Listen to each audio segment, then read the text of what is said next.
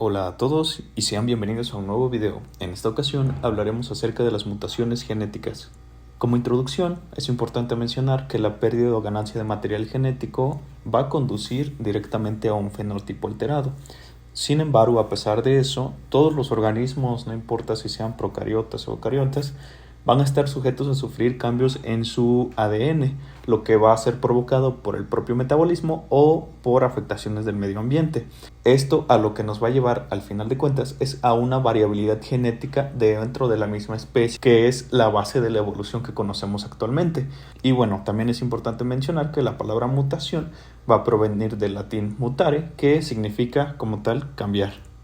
Pasando directamente a la definición, una mutación va a ser una variación que puede ser tanto espontánea como inducida del genoma. Este puede provocar un cambio permanente en la secuencia de nucleótidos de ADN o en la disposición que tiene este mismo en el genoma. Y las consecuencias de las alteraciones de la información genética van a depender del nivel de afectación, el cual puede ser a nivel de la secuencia de nucleótidos, en la estructura de los genes, en sus productos o en los tipos celulares involucrados. Comenzando ya directamente con los tipos de mutaciones, como lo había mencionado previamente, vamos a tener mutaciones espontáneas y mutaciones inducidas. ¿Cuál es la diferencia? Las mutaciones espontáneas van a ser aquellas que se producen en condiciones naturales de crecimiento. Estas van a ser ocasionadas por el metabolismo propio de las células y pueden ser también influenciadas por el medio ambiente. Estas mutaciones espontáneas son la base de la evolución que conocemos. Las mutaciones inducidas, en cambio, estas van a ser provocadas por algún mutágeno que va a ser un agente exógeno, el cual puede ser físico, químico, biológico, y su efecto como tal va a rebasar la tasa de mutación basal, es decir, no se va a tratar de una mutación espontánea, el efecto que va a tener va a ser mucho mayor. Hablando ya directamente de la clasificación de las mutaciones, vamos a tener mutación germinal y mutación somática. La mutación germinal se va a dar en las células de la línea germinal, las células sexuales, tales como el óvulo y el espermatozoide, y esta se va a transmitir a la siguiente generación si la célula mutada como tal participa en la fecundación. Este tipo de mutación generalmente no daña al individuo en sí mismo, pero sí lo puede ser acreedor a ser portador de las células germinales mutadas al no detectarse, de tal forma que cuando éstas se heredan finalmente al unirse con un cigoto, podrían desencadenar una enfermedad. Un ejemplo de esto es el daltonismo, que se va a producir porque hay una afectación en el cromosoma X que produce finalmente en el individuo una alteración en la percepción de los colores. En cuanto a la mutación somática, esta va a ocurrir en cualquier célula del cuerpo, pero no en las células germinales. Esta no se va a transmitir a la descendencia, esta solo va a afectar a las células que se originen a partir de esta, y al desaparecer el individuo o al morir, esta también va a desaparecer. Tenemos también que si la mutación se produce en un tejido cuyas células están en división, aquí es donde sí vamos a tener la posibilidad de que se pueda desencadenar una neoplasia.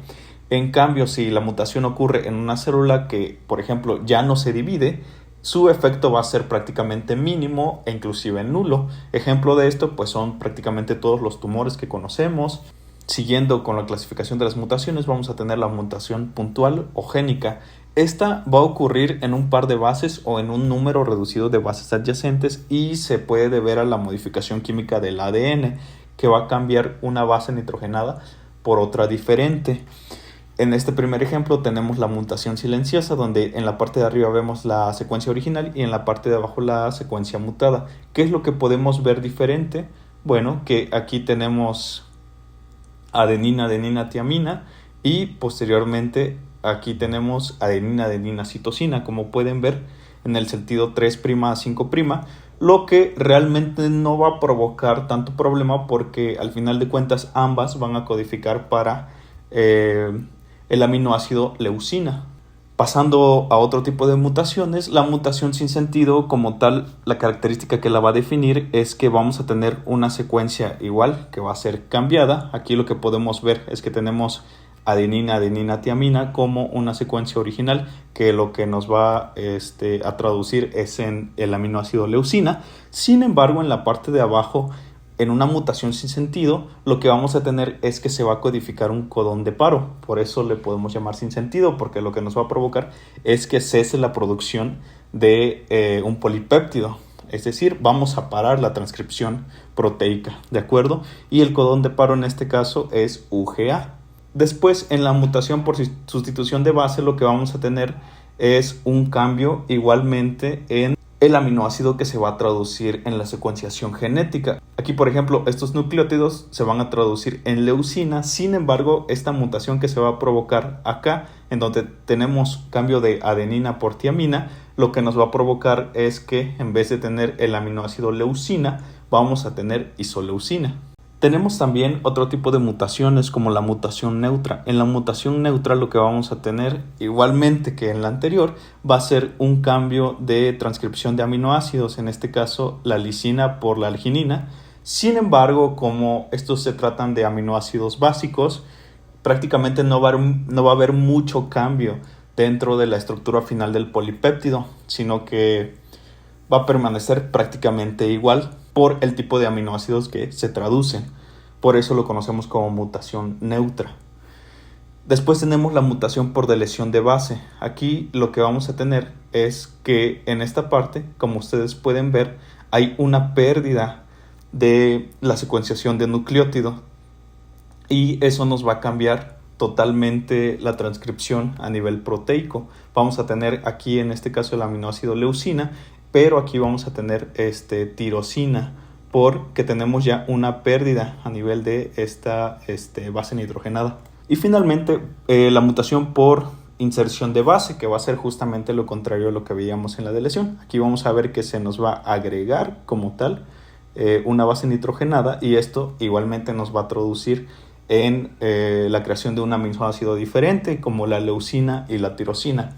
Ahora, es importante mencionar también que a nivel de estas mutaciones lo que tenemos es la DNA polimerasa. La DNA polimerasa de lo que se va a encargar es precisamente de ir viendo que prácticamente toda la traducción que tenemos en esta parte de abajo, que es copia de la secuencia molde o la secuencia original, esté correctamente adosada. Y si no lo está, aquí es donde se puede corregir precisamente la DNA polimerasa, puede cambiar la secuencia que esté en la parte de abajo, que va a ser prácticamente la transcripción, por la correcta. Ahora tenemos la clasificación de mutaciones por mutación cromosómica. Este tipo de mutación va a ocasionar como tal un reordenamiento cromosómico y esto va a ocasionar a su vez un cambio en la organización de segmentos o la pérdida o ganancia de cromosomas, y esto finalmente va a llevar a anomalías funcionales que sean tanto celulares como orgánicas. En el primero de ellos lo que tenemos es una inversión cromosómica. Aquí, como lo podemos ver en la imagen, podemos seguir la secuencia numérica y como podemos ver aquí, en este cromosoma de ejemplo, en vez de tener 7, 8 y 9, tenemos 9, 8 y 7. Y podríamos pensar que a lo mejor no es una afectación muy importante. Sin embargo, existen patologías directamente relacionadas con una mutación por inversión cromosómica, tal como el síndrome de Ambras o una hipertricosis universal congénita, que es una variante del síndrome del hombre lobo, solamente porque se produce esta inversión cromosómica. Siguiendo con la mutación cromosómica, tenemos la deleción cromosómica, que como tal, aquí como podemos ver, hay una pérdida de esta parte del cromosoma. Estas mutaciones generalmente, así como las podemos ver acá, se asocian también a que si en esta parte hay una deleción, en algún otro cromosoma va a haber una adición. Pasando con la duplicación cromosómica, lo que vamos a tener es precisamente eso. Si en la deleción teníamos pérdida, aquí vamos a tener una adición. En este caso, siguiendo la secuencia numérica, vemos que tenemos 1, 2, 3, 4, 5, 6 y aquí es donde va a suceder la duplicación cromosómica. 4, 5 y 6 se van a repetir y lo que van a provocar es un cromosoma mucho más grande de lo que era inicialmente. Y finalmente, con la mutación cromosómica tenemos la translocación cromosómica. Esta translocación puede venir del mismo cromosoma o de algún otro cromosoma. Aquí lo que podemos ver es, por ejemplo, siguiendo la secuencia, tenemos aquí los primeros 3 números romanos. Sin embargo, en la translocación, en el cromosoma afectado, lo que podemos ver es que en vez de estar en la parte superior, por así llamarlo, se va a ir a la parte inferior, más hacia la periferia, y esta parte se va a translocar y se va a ir hacia la parte de arriba. Ahora, este tipo de translocación se ha visto en los pacientes que tienen síndrome de Down hasta en un 5%. Finalmente, hablando de las mutaciones genómicas, en estas mutaciones va a existir una segregación cromosómica errónea.